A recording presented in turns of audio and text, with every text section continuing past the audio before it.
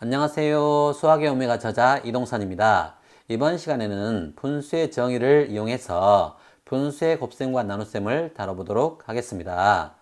분수의 곱셈 방법은 다른 여러 가지 방법으로도 확인할 수 있지만 이번 시간에는 기본적인 수식 관계를 이용해 보도록 하겠습니다. 먼저 분수의 정의 영상에서 다뤘던 분수의 정의와 성질 하나를 복습해 보도록 하겠습니다. 분수 b분의 a는 b분의 a가 b개에 있으면 a가 되는 수라고 정의했기 때문에 b개에 있으면 a가 되는 수는 b분의 a라고 할 수 있습니다. 또 분자가 자연수 형태인 인수들의 곱으로서 나타내어지면 원래의 분수를 분수 곱하기 자연수 형태로 나타낼 수 있다는 것도 분수의 정의 영상에서 확인이 가능합니다. 자연수와 자연수 곱에서는 교환법칙이 성립합니다. 이 성질을 이용해서 분수 곱하기 자연수에서도 교환법칙이 성립한다는 것을 확인해 보겠습니다. 당연한 걸 하고 있다고 생각하실 수도 있는데 수의 범위가 커지다 보면 교환법칙이 더 이상 성립하지 않기 때문에 수의 범위가 커질 때마다 교환법칙이 성립하는지를 반드시 확인해야 합니다. 결합법칙은 이번 강의에서는 다루지 않습니다. 먼저 수식을 보시겠습니다. 4분의 3 곱하기 5 곱하기 4가 있다고 하면 자연수는 곱셈에서 교환법칙이 성립하기 때문에 4분의 3 곱하기 4 곱하기 5가 됩니다. 4분의 3 곱하기 4는 분수의 기본 성질에 의해서 3과 같기 때문에 3 곱하기 5가 됩니다. 3과 5는 자연수로서 교환법칙이 성립하기 때문에 5 곱하기 3으로 쓸 수 있습니다. 다시 여기서 3은 4분의 3 곱하기 4가 되기 때문에 5 곱하기 4분의 3 곱하기 4가 됩니다. 여기서 두 등식의 양변의 오른쪽에 있는 곱하기 4는 4번 더하라는 의미이기 때문에 4번 더하기 이전의 수는 같다는 것을 보여줍니다.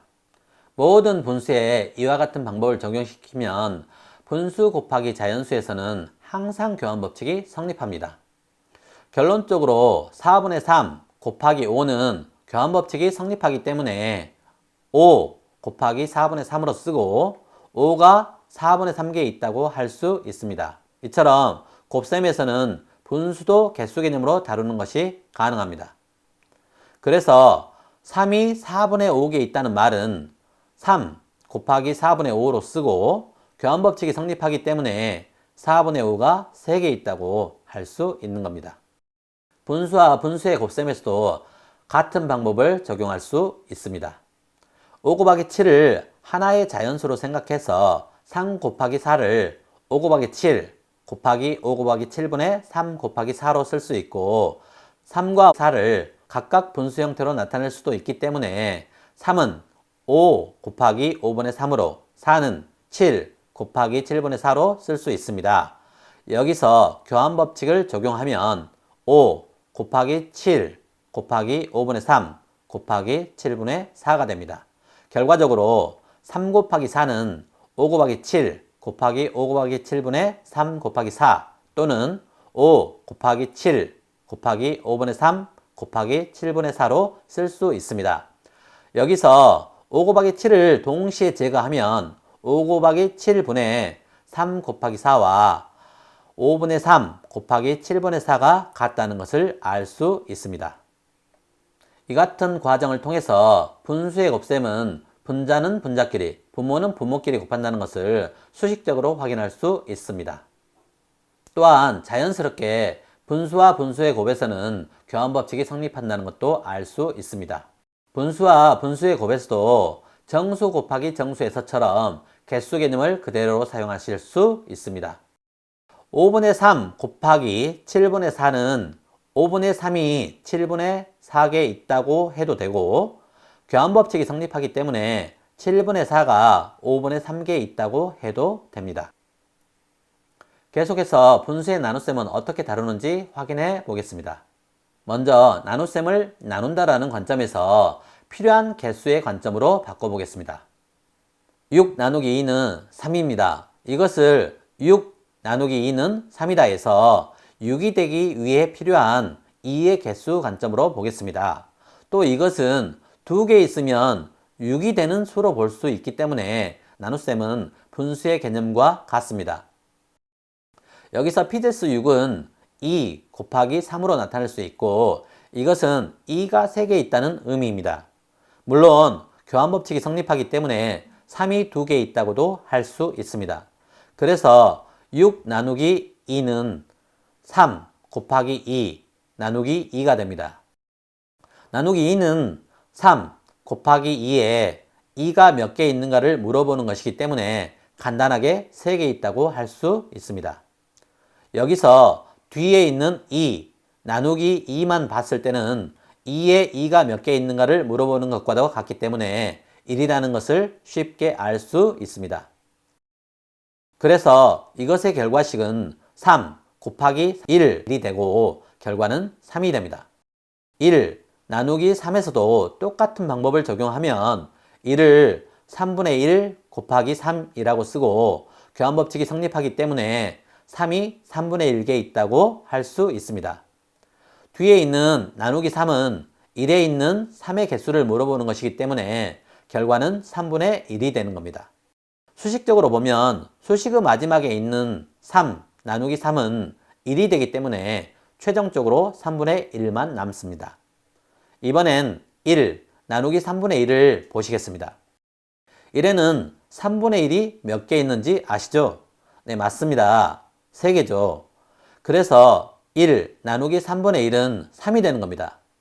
수식적으로는 1을 3 곱하기 3분의 1로 바꾸면 3 곱하기 3분의 1 나누기 3분의 1이 됩니다. 3분의 1 나누기 3분의 1은 1이기 때문에 마지막 결과는 3이 됩니다.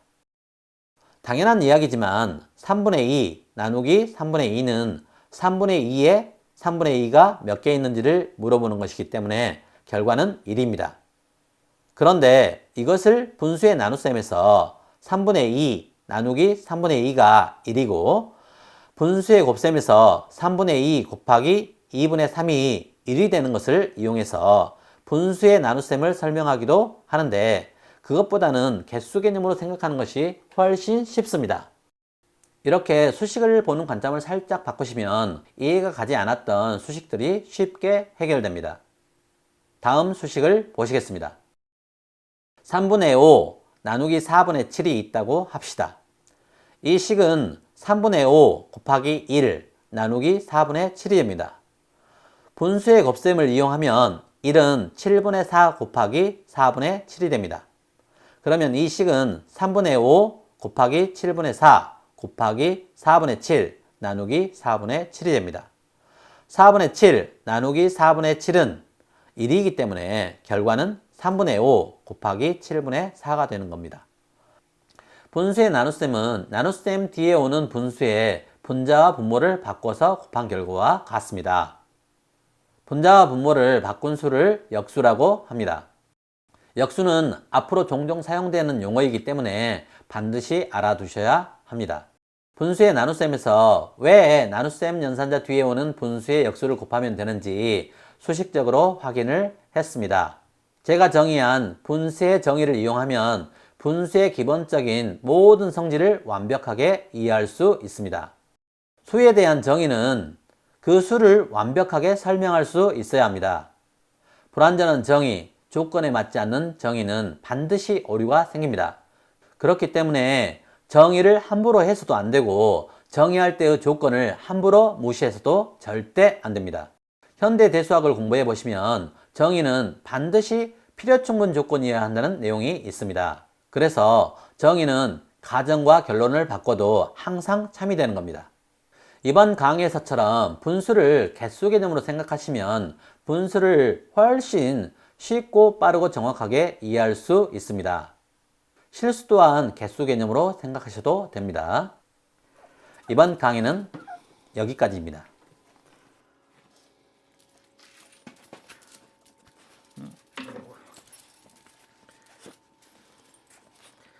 아야, 안 돼.